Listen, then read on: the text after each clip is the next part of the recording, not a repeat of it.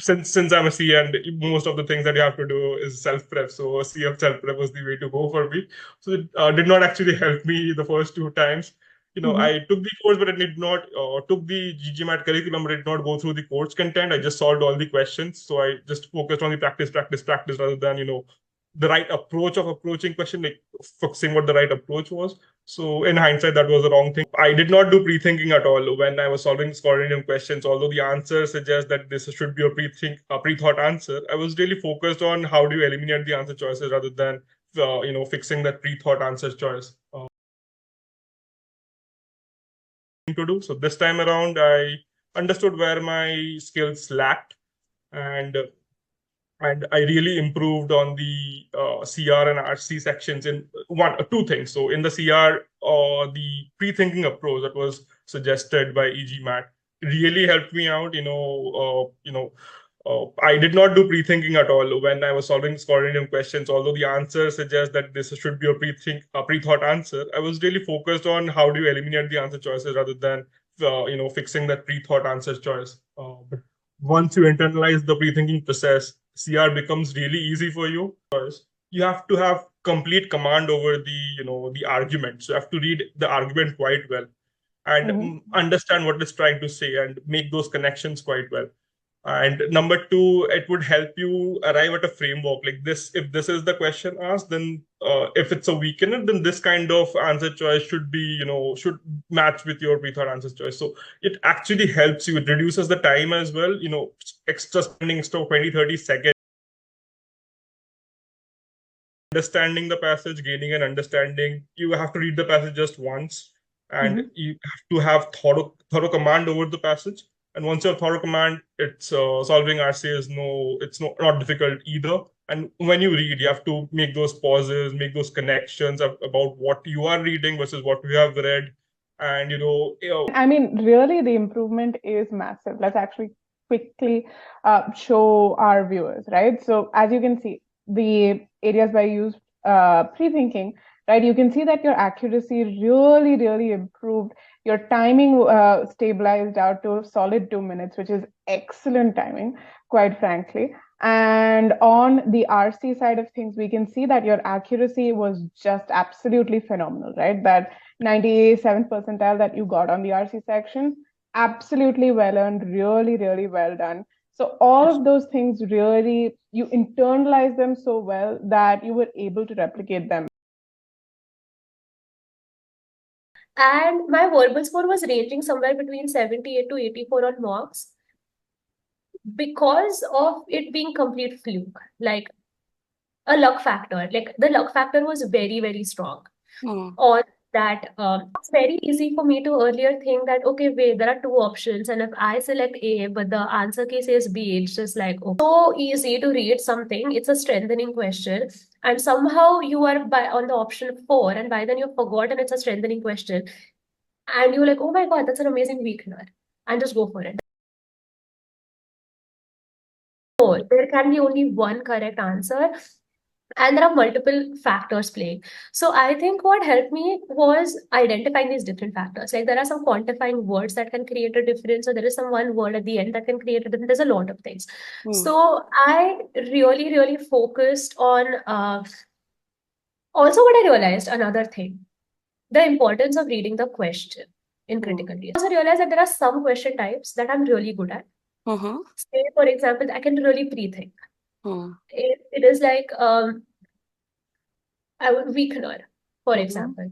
I can definitely pre-think. Paradoxical questions, I can definitely pre-think. But if I'm pre-thinking, and I think this e-GMAT also really tells you that if you're pre-thinking on a question which has multiple possibilities, don't be stuck by the three practiced a lot. And every point in time when I was like really not understanding a particular option choice or not understanding how to approach a question, I would maintain a very clear error log. Like the error log that I've maintained is in such absolute detail, trying to make sure I really, really put in words what exactly went wrong in my thinking and how my thinking should have. Exactly. And I really thought verbal, I've reached my ceiling. I really thought 82 would be like my max ceiling. Yeah. So really, really don't think that. Yes. For Yes. for Yes. sure. And that jump is very much. So, Shadisha, I believe what makes your story all the more impressive and maybe an inspiration to a lot of students is the verbal score, which is a V88 and a 99 percentile. That really, really. I didn't have a set principle on how I would get to the answer. And sometimes when I did answer the question, I wasn't sure whether the answer that I chose was actually the right answer, Sometimes there were a lot of guesses, but the confidence level of me choosing the particular answer wasn't at like 90 or 95% that I really wanted it to. For me to like apply the skills that I've learned in verbal. I think for critical reasoning, one of the most important principle that I learned was the pre-thinking component of it. Initially, it was quite hard for me to find out or understand what needs to be pre-thought. But as I was going through the course, I think it slowly started clicking.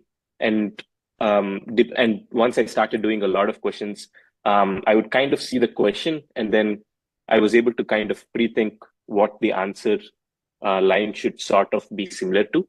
I think that was really helpful. It saved a lot of time when I was actually looking at the answer choices.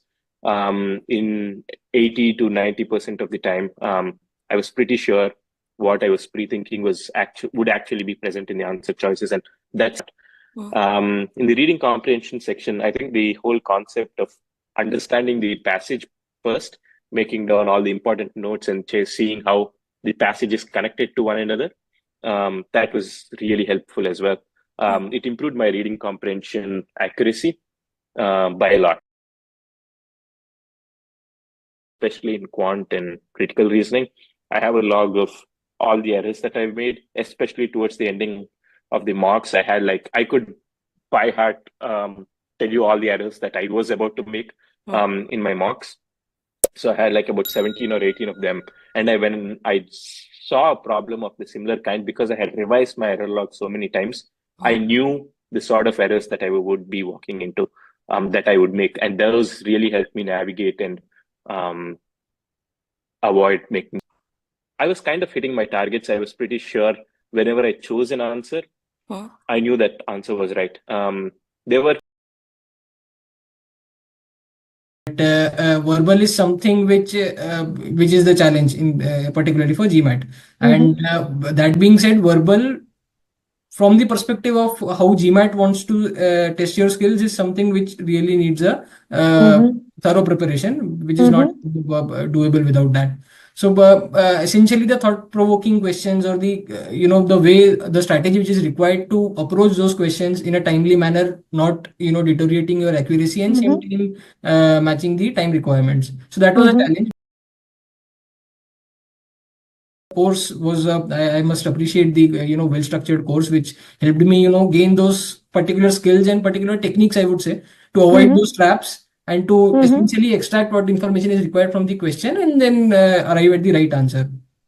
So most people will second my opinion that it all boils down to two choices, and then that is the hardest choice you have to make in a verbal question. But those techniques, if you take them as a Bible, it definitely helps. I was of the view that note taking in verbal is something which will consume a lot of time. But they also mentioned that it will get wired into your thought process and you will not require that.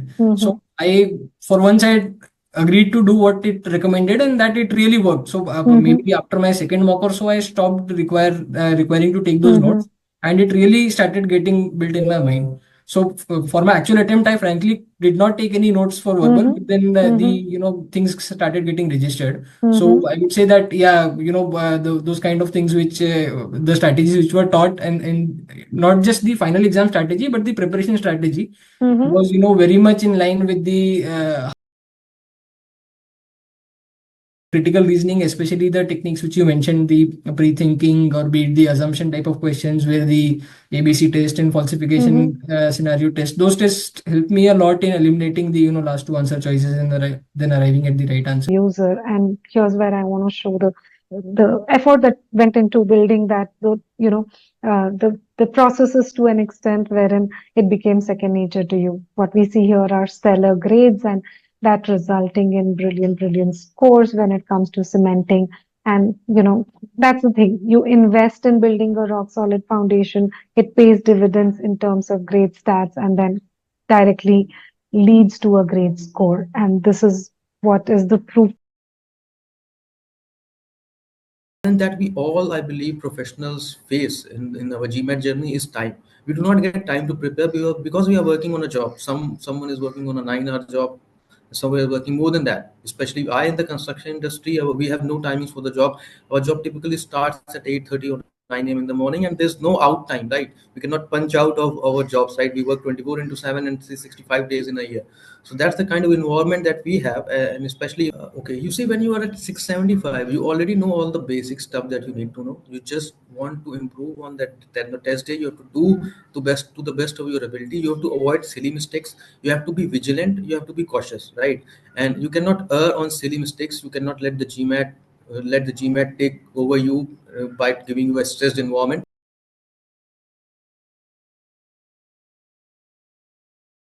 And you cannot just uh, think of answering the questions and moving ahead because you're running short on time. You'll be short on time some point of time in the test, but then you will get the right questions when you'll get, because the GMAT tests you on different abilities, right? You'll be good in one ability, you'll be average in the other. So you cannot save time on the question which you are average. You have to save time on the question which you are good at, right? Because it's the GMAT is neutral regarding your abilities. You might have different abilities, but in the eye of the GMAT, it's all the same. So you have to save times on the questions which you are good at, which tests your ability which you are good at. So you cannot just think of answering the questions and moving ahead. Guessing and moving on never works in the GMAT. As simple as that. You have to give thorough analysis of the question. You have to understand it. You have to comprehend it, and you have to answer it the way that it requires to be.